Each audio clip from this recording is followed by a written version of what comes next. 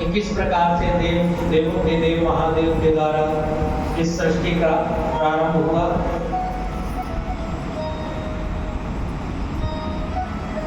और इस पूरी सृष्टि में जो 84 लाख जीव जंतु बताए जाते हैं उनको 5 भागों में विभक्त किया गया है। 5 प्रकार जल में रहने वाले जीव जंतु 9 लाख कहे गए और पेड़ पौधे लता गुल्म इत्यादि ये 20 लाख प्रजातियां हैं पौधों की। 20 लाख और कीट पतंगे बोले ये 11 लाख हैं और पक्षी पशु 30 लाख और मानव 4 लाख। थोड़ा सा भेद है सब में। आप देखिए हर प्रांत के हर जगह के कुछ न कुछ मनुष्यों में अंतर दिखाई देता है। इस प्रकार से और इनको 4 भागों में विभक्त किया गया। उद्भिज, स्वेदज, अंडज और जरायुज में ही आता है। एक झिल्ली के द्वारा ढका हुआ होता है। कलाओं की अगर हम बात करें तो केवल उद्भिज में एक कला होती है और स्वेदज वाली जो सृष्टि है उसमें 2 कलाएं होती हैं। अंडज वाली जो सृष्टि कही गई जो अंडे से उत्पन्न होती है उनमें 3 कलाएं हैं, अन्नमय, प्राणमय, मनोमय। देखिए लेकिन पक्षियों तक 3 कलाएं होती हैं, अन्नमय, प्राणमय, मनोमय। पक्षी थोड़ी थोड़ी बातों को समझते हैं, बोलने का प्रयत्न भी करते हैं। जो पैरट होते हैं, तोता होते हैं, जो लोग घर में पालते हैं, देखिए ना उनसे राम राम बोलो तो वो राम राम बोलने का प्रयत्न करते हैं। जो भी उनसे बोलो बोलने का प्रयत्न करते हैं। और जो जरायु जो होती है, जो जिसमें जानवर आते हैं, उनमें 4 कलाएं होती हैं, अन्नमय, प्राणमय, मनोमय और विज्ञानमय। विज्ञान उनके साथ और जुड़ जाता है। पशुओं में भी आप देखें ना तो बहुत विज्ञान माने समझ, ज्ञान। पशुओं में बहुत समझ होती है। वैसे तो सब में समझ होती है, लेकिन गौ माता जितनी तो समझ किसी में नहीं। बोलो भगवान ने ऐसी उसकी नासिका में कुछ मशीन लगाई हुई है कि आज का विज्ञान भी उतनी अच्छी मशीन नहीं बना पा रहा। अगर कोई बम खोजना हो तो मशीन बाद में खोज पाएगी, वो कुत्ता पहले खोज लेगा।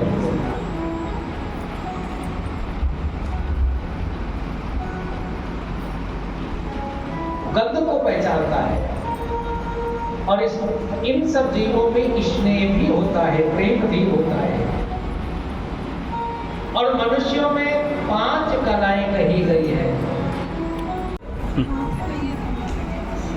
क्षणिक सुख है, क्योंकि आनंद क्षणिक नहीं है। सुख क्षणिक हो सकता है, आनंद क्षणिक नहीं। आनंद तो शाश्वत है। और वो आनंद कहाँ है? कल की कथा हम कह रहे थे कि आनंद तो परमात्मा के पास है। परमात्मा कैसा है? सच, चित, आनंद स्वरूप। तो आनंद तो परमात्मा है, वो आनंद परमात्मा के पास मिलता है। देखिए 5 कलाओं के बाद में 8 कला तक कोई विशेष मनुष्य हो सकता है। और विशेष में ज्ञानी ध्यानी संत सत्पुरुष या कोई विज्ञानी साइंटिस्ट जिसकी कलाओं के बाद में जो नवी कला है वहां से गंधर्व और देवता प्रारंभ हो जाते हैं।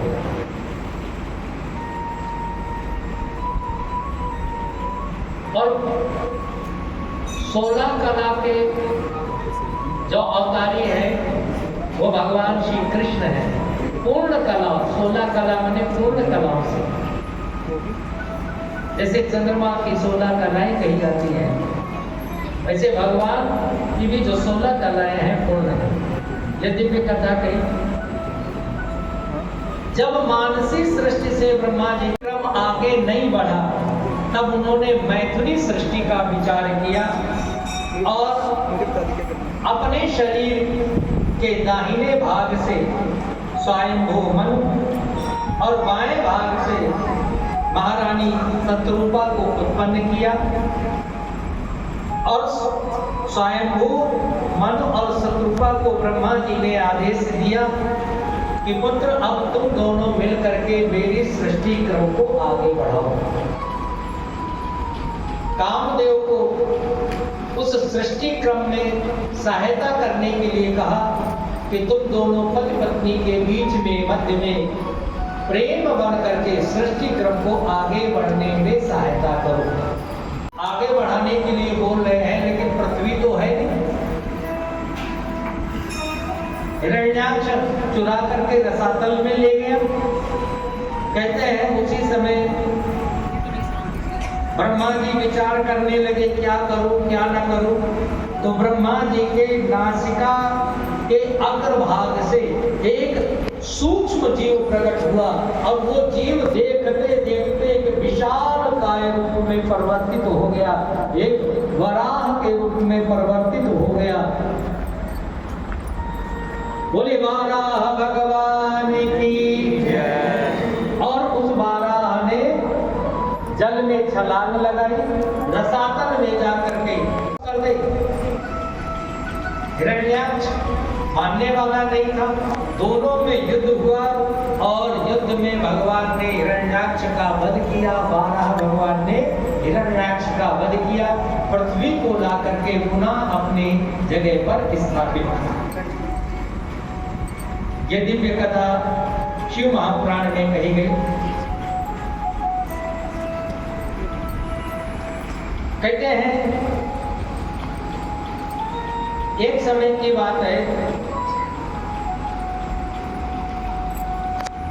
विदुर जी से मैत्रेय जी कहते हैं कि एक समय की बात है, कश्यप ऋषि से उनकी पत्नी दिति ने संध्या के समय निवेदन किया कि आप हमें पुत्र प्रदान करें। कश्यप ऋषि ने मना किया कि यह समय ठीक नहीं है, यह भगवान भोलेनाथ का विचार विहरण करने का समय होता है। इस समय भगवान पूरे गणों के साथ विचरण करते हैं।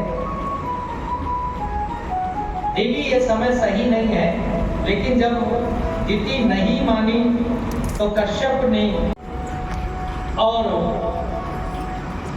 कश्यप ऋषि ने श्राप दिया कि असमय में तुमने अपनी पुत्र कामना को पूर्ण किया है, इसलिए ये दोनों पुत्र राक्षस होंगे और भगवान के हाथों से इन दोनों का उद्धार होगा।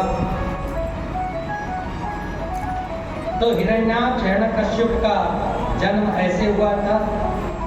एक बार की चर्चा है, सनक सनातन सनंदन और सनत कुमार भगवान का दर्शन करने के लिए वैकुंठ गए और वैकुंठ में जब पहुंच गए तो एक दरवाजे के बाद दूसरे, दूसरे के बाद तीसरे, 6 दरवाजे पार करके जब 7वें दरवाजे पर पहुंचे तो वहां जय विजय नाम के दो पहरेदार भगवान खड़े हुए थे।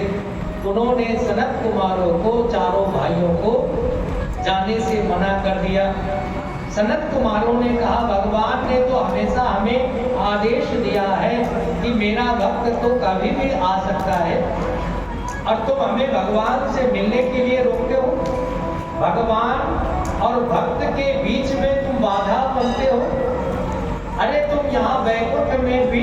करके तुम्हारी मति, तुम्हारी बुद्धि आसुरी भाव की है, जाओ मैं तुम्हें श्राप देता हूं कि 3 जन्मों तक तुम्हें राक्षस बनना पड़ेगा।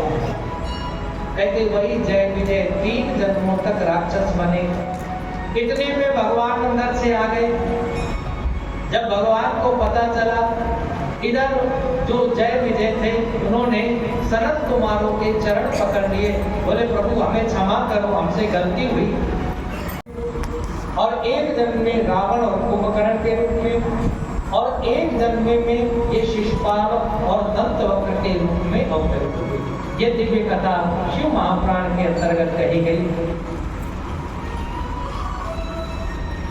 देखिए हिरण्याक्ष क्या है, शिव महापुराण में लिखा है हिरण्याक्ष संग्रह प्रति है कि आप संग्रह न करें, लेकिन अति सर्वत्र वर्जते।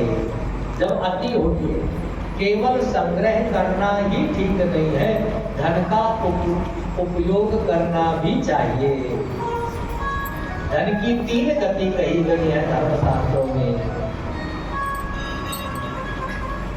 या तो आप योग करें, धर्म में लगाएं, स्वयं के उपभोग में लगाएं, संसार का सामान खरीदे, सुख सुविधा का सामान खरीदे, उपभोग करें। और नहीं तो तीसरी गति, तो धन की स्वयं अपने आप धन का विनाश हो जाता है।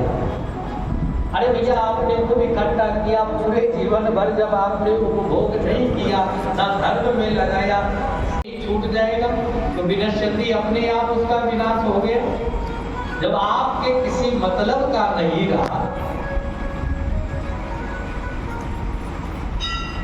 कमाने को खूब कमाया, क्या हीरे क्या मोती, कमाने को खूब कमाया, क्या हीरे क्या मोती, पर क्या बताएं यारो, कफन में जेब नहीं होती।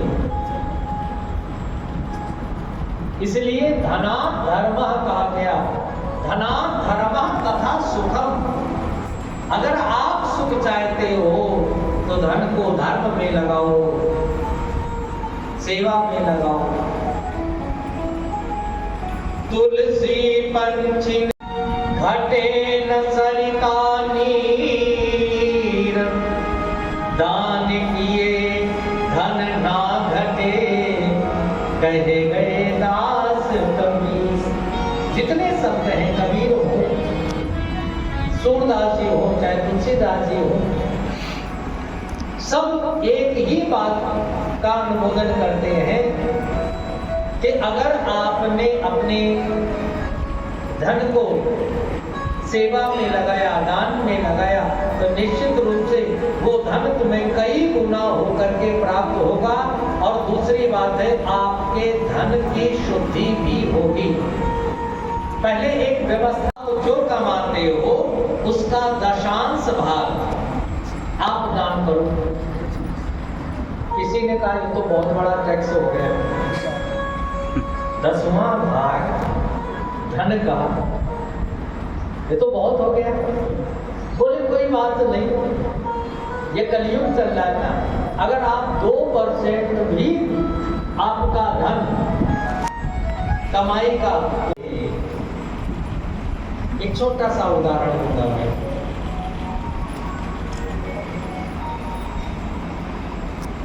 आज सबके पास भगवान की बड़ी कृपा है, और ये अच्छी बात है, कृपा होनी चाहिए। लेकिन पहले जैसी खुशी नहीं है। पहले परिवार, बड़े बड़े परिवार होते थे, कम से कम एक परिवार में 15-20 लोग एक साथ तो रहते थे। चाचा, ताऊ, दादा, दादा के जितने भाई, 2 या 3, सब साथ रहते थे। सबकी रोटी एक साथ बनती थी। और मैं सच बता रहा हूं कि उस समय होती थी, लेकिन खुशियां बहुत होती थी, प्रेम बहुत होता था, एक दूसरे के प्रति त्याग बहुत होता था। घर में एक ही कोट पैंट होता था और और जिसको जहां जाना होता था वो बारी बारी से वही पहन के जाता था। एक दो ही जोड़ी अच्छे जूते होते थे। जो लोग जाते थे रिश्तेदारी में या कहीं किसी से मिलने रखते। एक सच्ची घटना हमारे गुरुदेव बताते हैं कि एक सेठ जी के पास भगवान का दिया हुआ बहुत धन था, बहुत बड़ी कोठी थी। तो रात्रि के समय में, संध्या के समय में भोजन करके सेठ जी कोठी के ऊपर सेठानी के साथ थोड़ा टहलते। जब वो देखते थे तो पड़ोसी का घर, उसकी झोपड़ी, लेकिन उसके घर से हंसी के ठाके की आवाज उसे के कानों तक आती थी और सब इतने हंसते थे, मुस्कुराते थे। सेठ को कहीं ना कहीं ये बात पीड़ा देने लगी।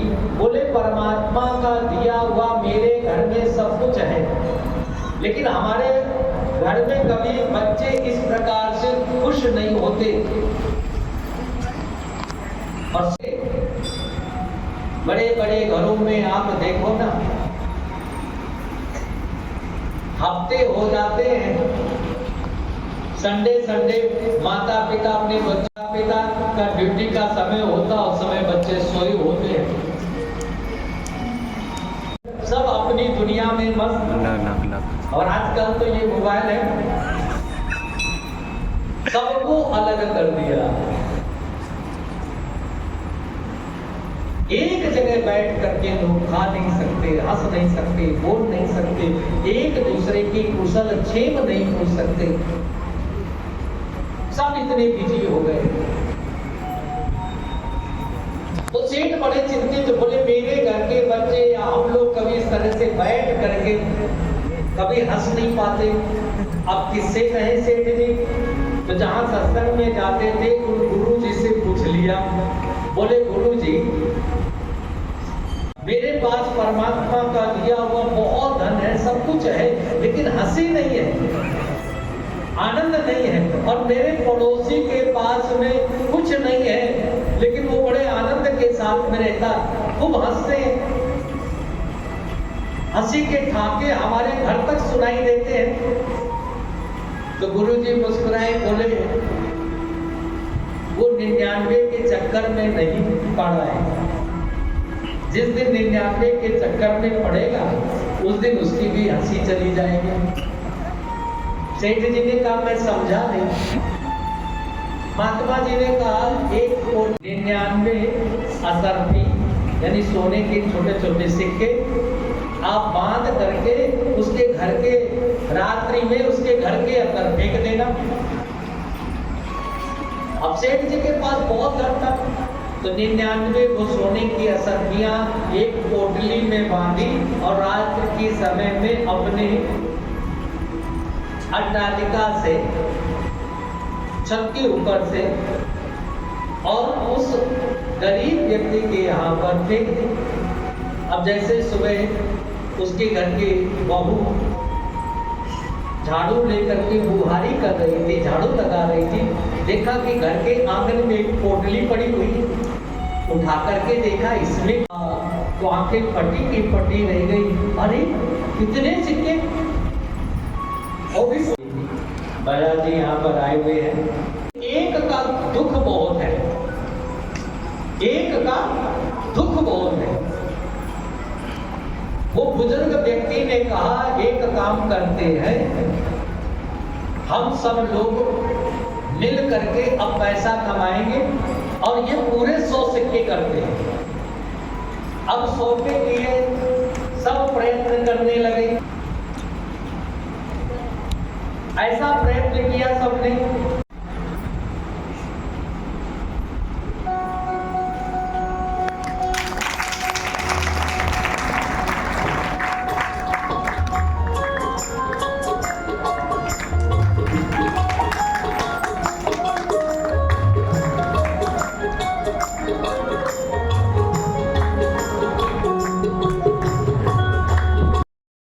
कथा चल रही है 5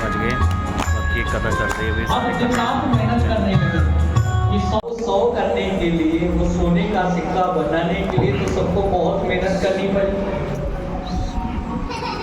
इतनी मेहनत की, सबकी हंसी गायब हो गई, सबको काम करना पड़ा। और सच्चाई यही है, यही हम सबके साथ लगा हुआ है। जो मिला है हम उसकी खुशी नहीं मना पा रहे हैं, जो नहीं है हमारे पास उसका गम हमें बहुत होता है।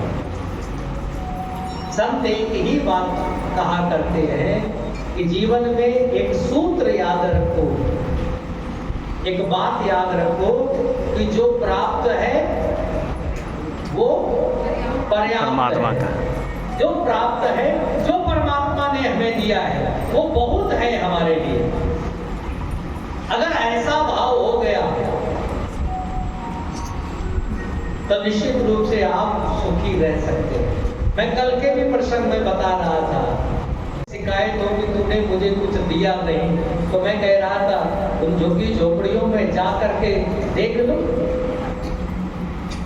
जिनके पास में छत नहीं है, तब आपको पता चलेगा कि परमात्मा ने कितनी कृपा की है।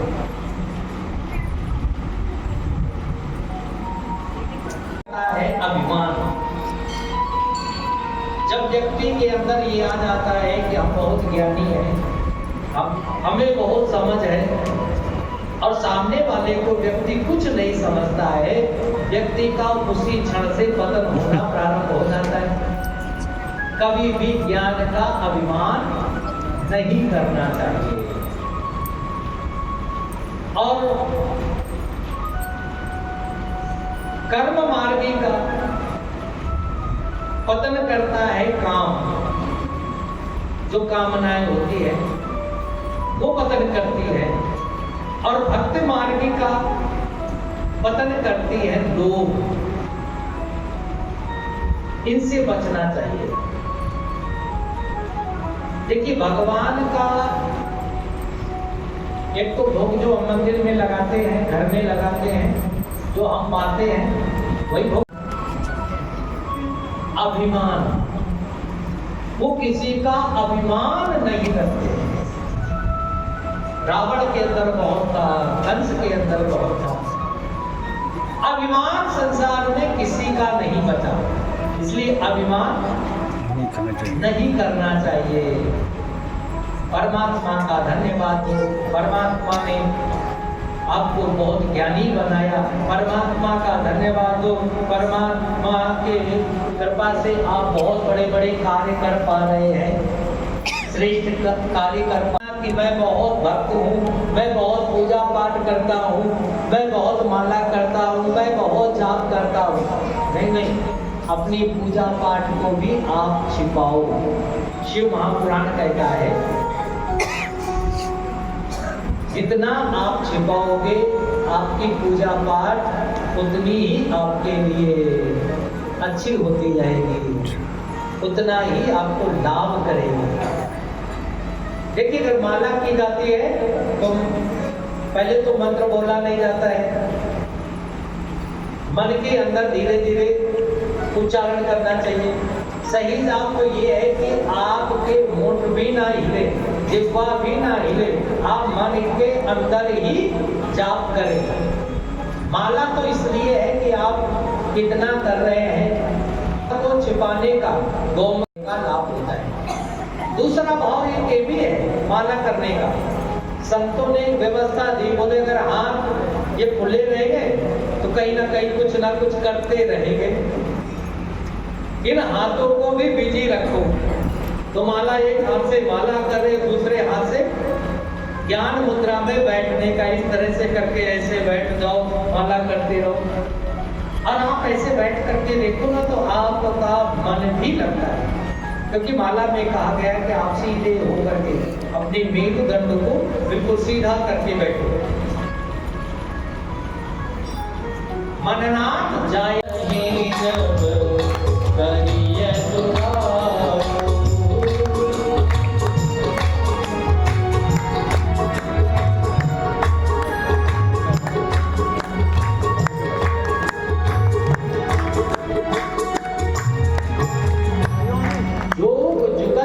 मंत्र प्रभाव तबाही फलय जब करिए दुराव।